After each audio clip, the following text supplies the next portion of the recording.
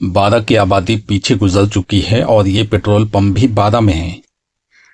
लेकिन main road में पहुंचने से पहले यानी लेफ्ट टर्न मारने से पहले एक नज़र राइट पे मारना चाहिए, चंद सेकंड गाड़ी रोक के। इस तरह जगह मिलती है तो आगे बढ़ो, ये बहुत ज़रूरी है। इस वक्त सुबह के 10:20 हुए हैं। 10:05 पर मैं यहाँ पहुंचा था और मैंने कहा था कि 20 मिनट का स्टॉप लूंगा, लेकिन 15 मिनट का स्टॉप था मेरा। पेट्रोल भर के यहाँ से निकला हूँ 10:20 में, यानी 15 मिनट में।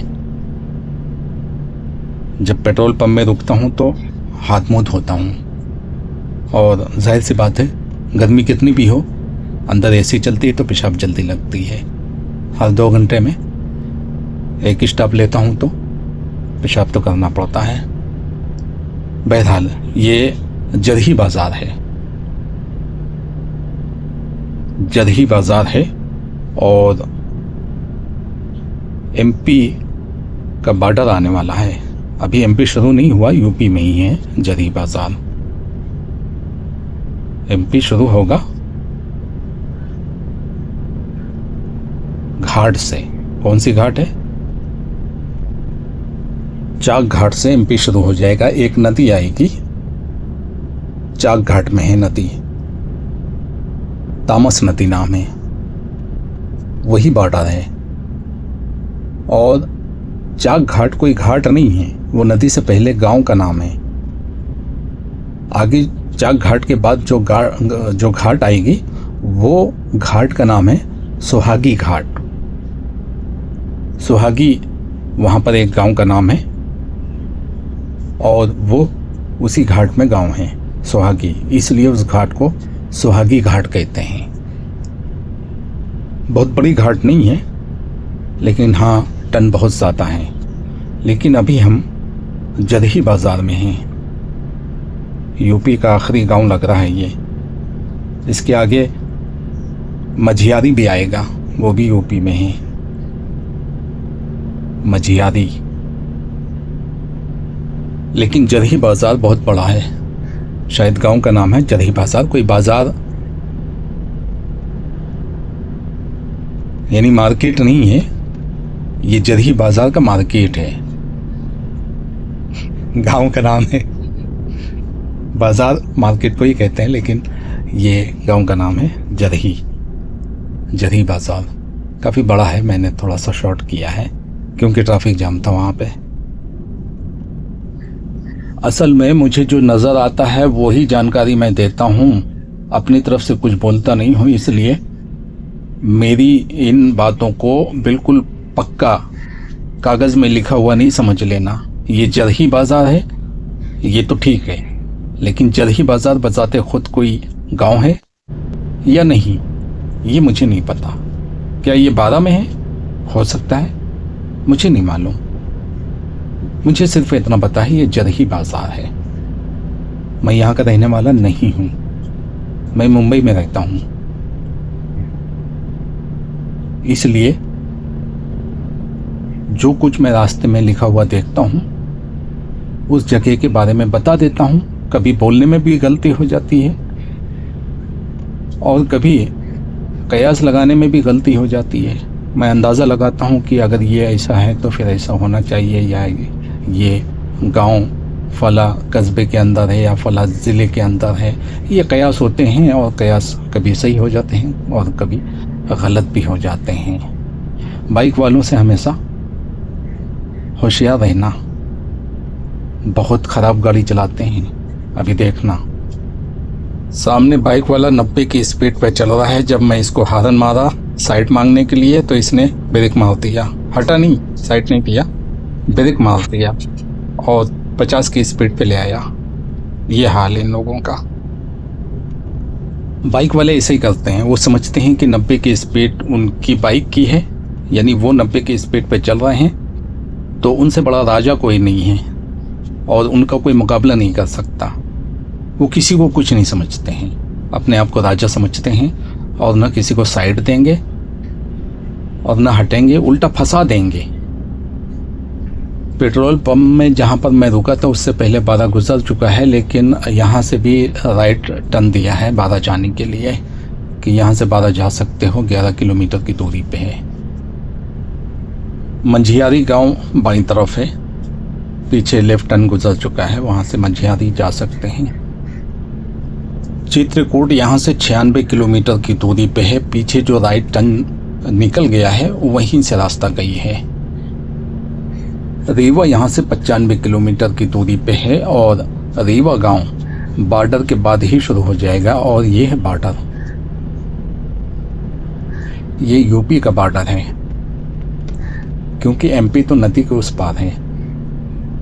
और ये हालत बना दिया है कि 300 मीटर तक ब्रेकर लगा दिया है, पीले वाले ब्रेकर हैं, ये बड़े ख़तरनाक होते हैं, गाड़ी भड़बड़ा जाती है और अगर स्लो नहीं किया तो टायर भी निकल के बाहर गिर जाएंगे। मैहर 165 किलोमीटर है और जबलपुर 327 किलोमीटर की दूरी पे है और ये है नेशनल हाईवे 30। ये सीधा रोड चला गया है नागपुर की तरफ, जबलपुर हाईवे बोल सकते हैं इसको, यही है जबलपुर हाईवे। और रीवा तो नदी के पार शुरू हो जाएगा और नदी बिल्कुल करीब है और नदी के पार सुहागनी घाट आ जाएगी और वो एमपी में है, लेकिन उससे पहले एक टोल प्लाजा आएगा। टोल प्लाजा आ चुका है, ये टोल प्लाजा गन्ने में है गांव का नाम है गन्ने। इलाहाबाद से निकलने के बाद मुझे ये पहला टोल प्लाजा मिला है और ये यूपी का आखिरी टोल प्लाजा है। इसके बाद एमपी में मिलेगा टोल प्लाजा, ज़िला रीवा में। तो ये गन्ने टोल प्लाजा है, बाईं तरफ गन्ने गांव का नाम है, वो बाईं तरफ है। शंकरगढ़ जाने के लिए राइट टर्न मारना पड़ेगा जो कि 18 किलोमीटर की दूरी पे है। रीवा 86 किलोमीटर है और जबलपुर 318 किलोमीटर है और यह है गन्ने की आबादी, गन्ने गांव का नाम है। ज़िला कौन सा है मुझे नहीं मालूम, इलाहाबाद के आगे कोई ज़िला है तो मुझे जानकारी नहीं है और इलाहाबाद पीछे ख़त्म हो चुका था शायद। गन्ने की आबादी बहुत बड़ी है, बीच में थोड़ा सा गैप आया था, यानी आबादी में कमी हुई थी, उसके बाद फिर मेन सिटी शुरू हो गई। डांडो चौराहा ये रहा, बाईं तरफ एक रोड गई है कुराऊं की तरफ, अंदर कुराऊं गांव का नाम है कोई, और बेलखारिया या बेलखेरिया दाईं तरफ है। डांडो चौराहा ये है, जिस वक्त यहाँ पे मैं मौजूद हूँ, ये डांडो चौराहा है। और मनगवा सीधा है, आगे मिलेगा मनगवा गांव, लेकिन यहाँ से डांडो चौराहा से राइट मारेंगे तो बेलखेरिया चले जाएंगे और बाईं तरफ कुराऊं है। कुराऊं ये गन्ने हैं या कुराऊं हैं, अब यहाँ पे मैं कंफ्यूज हो गया हूँ क्योंकि गन्ने की आबादी मुझे मैप के अंदर बहुत बड़ी दिखाई दे रही है, इसलिए थोड़ा सा कंफ्यूज हूँ। हो सकता है कि गन्ने के बाजू से कुराऊं गांव की रास्ता गई हो सकता है गन्ने के पीछे कुराऊं हो, ऐसा हो सकता है। गलिब गुमान यह है कि ये गन्ने हैं। अब ये बोर्ड देखकर फुल कंफ्यूजिंग हो गई है, उघम प्रदेश उत्तर प्रदेश, ये क्या चक्कर है? उघम प्रदेश उत्तर प्रदेश, ये तो मालूम है कि ये उत्तर प्रदेश है और बिल्कुल सीमा पे है, ख़त्म होने वाला है, लेकिन उघम प्रदेश कहाँ है? ये तो बुंदेलखंड हाईवे में भी मुझे बोर्ड मिला था उघम प्रदेश का, उघम प्रदेश और उत्तर प्रदेश लिखा हुआ था वहाँ पर। यहाँ पे क्यों लिखा है? रीवा यहाँ से 85 किलोमीटर की दूरी पे है, जबलपुर 317 किलोमीटर है, नागपुर 593 किलोमीटर है। नागपुर पहुँचने में हमें रात हो जाएगी। हाँ,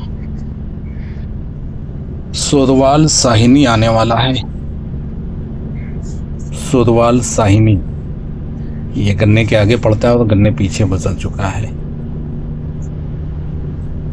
और वो ये रहा सोरवाल साहिनी गांव का नाम है, यूपी का आखिरी गांव। नहीं, अभी एक गांव और पड़ेगा, चौखटा और चाक घाट। चाक घाट नदी से लगा हुआ है। एक तो चौखटा है, उसके बाजू में चाक घाट है। सुरवा साहिनी कहाँ गया? सुरवा साहिनी ये है, हाँ ये है सुरवा साहिनी।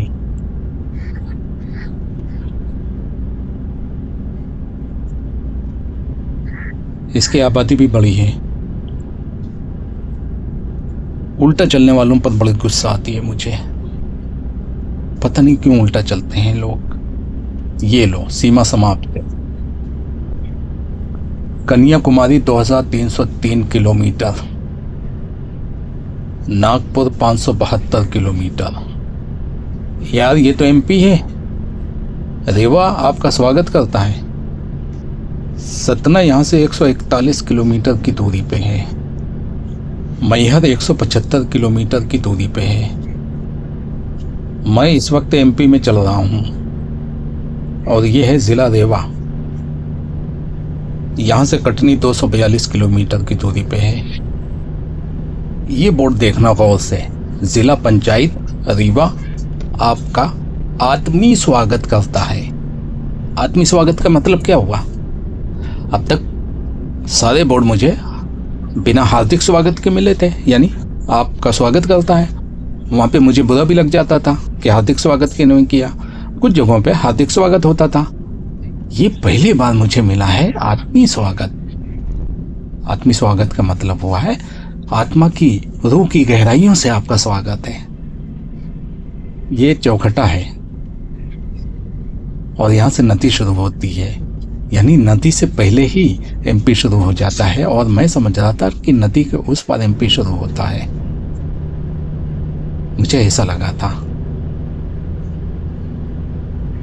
और ये नदी से पहले चाक घाट है। चौखटा और चाक घाट एक ही साथ लगे हुए हैं, तो ये नदी है। कौन सी नदी है? तामस नदी। तामस नदी का ब्रिज है और चाक घाट पीछे गुजर चुका है। अब आगे मिलेगी सुहागनी घाट।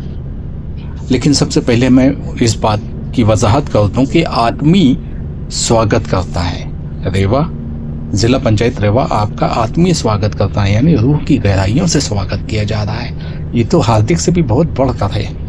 क्यों? हार्दिक का मतलब है कि दिल की गहराइयों से स्वागत करता है। हार्दिक दिल की गहराइयों से, आत्मीय रूह की गहराइयों से। ये तो बड़ा जबरदस्त स्वागत हुआ है। लेकिन स्वागत के बाद काट न दें कहीं टोल प्लाजा के नाम पर। यहाँ के टोल बहुत महंगे हैं। आगे कोई गांव है, पता नहीं कौन सा है।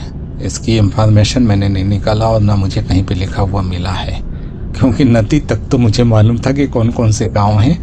नदी के उस पार यानी रेवा ज़िला के अंदर ये पहला गांव जो मुझे मिल रहा है, इसके बारे में मुझे कुछ भी जानकारी नहीं है। सामने वाइट गाड़ी वाले को देखो, जहालत की हद ख़त्म कर दिया इसने। हद हो गई यार, इतने भी जाहिल लोग हो सकते हैं, पता नहीं चलता। इतने जाहिल लोग हो सकते हैं, अल्लाह अकबर, यकीन नहीं होता।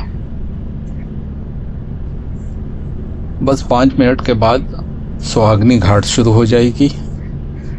एमपी वाली घाट, जाहिर सी बात है एमपी में दाखिल होना है, जिस तरफ से भी दाखिल होके एक घाट से गुजरना पड़ेगा। यहाँ से सुहागनी घाट से गुजरना पड़ेगा, और अगर यूपी से चित्रकूट की तरफ से आओगे तो चित्रकूट वाली घाट से गुजरना पड़ेगा। अगर कालिंजर की तरफ से आओगे तो कालिंजर वाली घाट ऊपर करना पड़ेगा, क्रॉस करना पड़ेगा।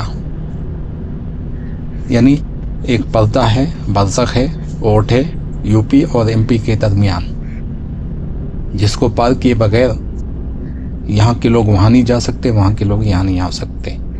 लेकिन इस चीज़ को आसान कर दिया गया है तो सुहागिनी घाट से पहले मैं यहाँ पे वीडियो को रोकता हूँ और घाट अगली वीडियो में दिखाऊंगा।